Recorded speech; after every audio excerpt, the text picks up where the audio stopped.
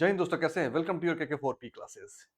तो जो बच्चे class 10th and 12th as a private compartment या फिर एसेंशियल रिपीट या फिर इम्प्रूवमेंट देना है 2025 में, उनका ऑनलाइन एप्लीकेशन का डेट आ गया है आपको, यानी 18 सितंबर से आपको अप्लाई करना है। तो हम ये पॉइंट ऑलरेडी मैंने डिस्कस कर रखा है, बट किसी को अगर ये वीडियो फर्स्ट टाइम देख रहे हैं तो ये उनका डेट निकल चुका है 11/9/2024 को। कल आया है नोटिस।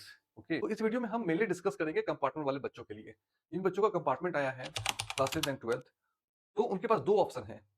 एक ऑप्शन है कि एक सब्जेक्ट में अप्लाई कर सकते हैं, एक ऑप्शन है कि आप सारे सब्जेक्ट में अप्लाई कर सकते हैं। तो कौन से बच्चे एक सब्जेक्ट में अप्लाई करेंगे और कौन से बच्चे सारे सब्जेक्ट में अप्लाई करेंगे, और कौन सा सही तरीका है और कौन सा आपके लिए बेनिफिशियल है, वो सब हम जानेंगे। इस वीडियो को आप लोग प्लीज लास्ट तक देख लीजिएगा, तो आपके सारे डाउट्स क्लियर हो जाएंगे कंपार्टमेंट के रिगार्डिंग। जो आपके मन में आता है कि मैं ऑल में अप्लाई कर देता हूँ या फिर मैं सिंगल में अप्लाई कर देता हूँ, कंफ्यूजन बना हुआ है, तो सारा कंफ्यूजन इस वीडियो में आपको क्लियर हो जाएगा। तो चलते हैं। जो इस चैनल पे नए हैं तो प्लीज सब्सक्राइब करके शेयर कर दीजिए उन सब बच्चों को जो एग्जाम देने जा रहे हैं एज ए प्राइवेट। और क्लास 12 वाले बच्चों का फिजिक्स केमिस्ट्री मैथ का ऑनलाइन क्लास स्टार्ट हो रहा है, आप लोग ज्वाइन कर सकते हैं। डिस्क्रिप्शन में लिंक दिया हुआ है, आप लोग वहां जाके ज्वाइन कर सकते हैं। और जो बच्चे क्लास 10th के हैं वो मैथ और साइंस ज्वाइन कर सकते हैं। तो चलते हैं। तो सबसे पहले हम लोग पॉइंट डिस्कस कर लेते हैं कि जो कंपार्टमेंट 2025 में कैसे अप्लाई करना है उनको। तो आपके पास जो बच्चे जिन बच्चों को कंपार्टमेंट आया हुआ है, उनको आरटी लगा है एक सब्जेक्ट्स में, एक सब्जेक्ट में, या फिर दो में लगा है। जो बच्चे क्लास 12th के हैं, अगर 5 सब्जेक्ट्स है, एक में आरटी है तो कंपार्टमेंट है। या फिर जो बच्चे क्लास 12th के हैं, अगर दो में आरटी है, 6 सब्जेक्ट्स है तो कंपार्टमेंट लगा है। या फिर जो बच्चे क्लास 10th के हैं, जिनको दो में आरटी लगा हुआ है और 5 सब्जेक्ट्स है, तो वो पर्टिकुलर उस सब्जेक्ट में अप्लाई करके आप एग्जाम दे सकते हैं और पेपर क्लियर हो जाएगा। ओके, तो आप लोग को बिल्कुल कंफ्यूज नहीं होना है। अगर आपको सिर्फ उस सब्जेक्ट्स में देना है जिसमें आरटी आया हुआ है, तो आप कंपार्टमेंट को सिलेक्ट कर लो। ओके, और फिर आपको जैसे ही आप पास कर जाओगे तो आपके पास इम्प्रूवमेंट का चांस रहेगा, ये ध्यान रखना। क्योंकि बहुत सारे बच्चे सोचते हैं कि नहीं सर, मेरा मार्कशीट एक में बन के नहीं आएगा, इसलिए मैं ऑल में अप्लाई करूंगा या करूंगी, ऑल 5 या 6 में। ओके, तो अगर इस कारण से कि एक सिंगल मार्कशीट बन के आएगा और आप ऑल सब्जेक्ट का अप्लाई कर रहे हैं, तो आप गलत कर रहे हो, ऐसा बिल्कुल मत करो। आप अगर एक सब्जेक्ट का भी दोगे जिसमें आरटी है, तो भी आपका कंबाइंड मार्कशीट बन के आएगा जैसे ही आप पास कर जाएंगे।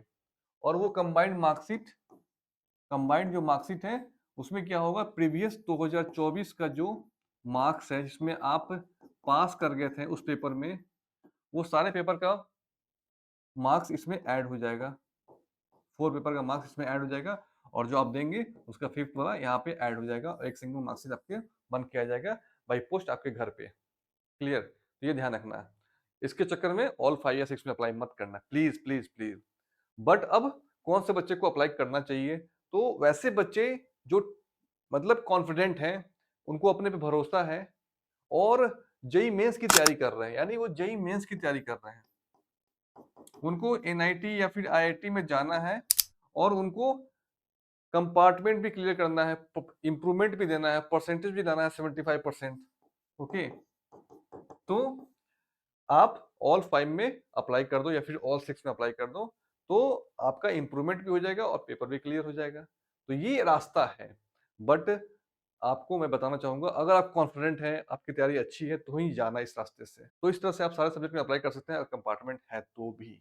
अगर आपको लगता है नहीं सर, मुझे इंप्रूवमेंट भी करना है, मेरा 65% है, 50% है, मुझे इंप्रूवमेंट भी करना है, मुझे पास भी करना है, तो अगर दोनों काम करने जा रहे हो एक साथ, तो फिर आप गिर जाओगे। क्योंकि आपको मैं फिर से बता दूं कि जैसे ही आप कंपार्टमेंट क्लियर कर लेंगे, जैसे ही आप पास हो जाएंगे, आपको फिर से सीबीएसई चांस देती है इंप्रूवमेंट का। यानी आपको फिर से 2025 जुलाई में आपको चांस मिलेगा एक सब्जेक्ट का इंप्रूवमेंट देने का, और फिर 2026 में यानी 2026 में आपको मोर देन वन सब्जेक्ट का मिलेगा इंप्रूवमेंट का चांस। तो आप ये मत सोचो कि मेरा इंप्रूवमेंट खत्म हो गया। इंप्रूवमेंट का रूल ये है कि जब भी आप पास करेंगे, जब से जब आप पास कर गए तब से आपको इम्प्रूवमेंट का काउंट करना है। आपको 2 चांस मिलेगा। क्लियर? तो ये ध्यान रखो।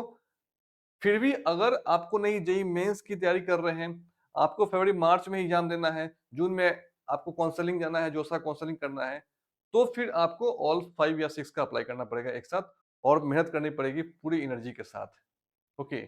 बट अगर आप 2026 के लिए जाना चाहते हैं कि आप सोच रहे हैं कि नहीं पहले मैं कंपार्टमेंट क्लियर कर लूँ या तो फिर मैं इम्प्रूवमेंट दूँगा, फिर मैं 2026 में जाऊँगा, तो फिर आप कंपार्टमेंट क्लियर करो फिर इम्प्रूवमेंट देना।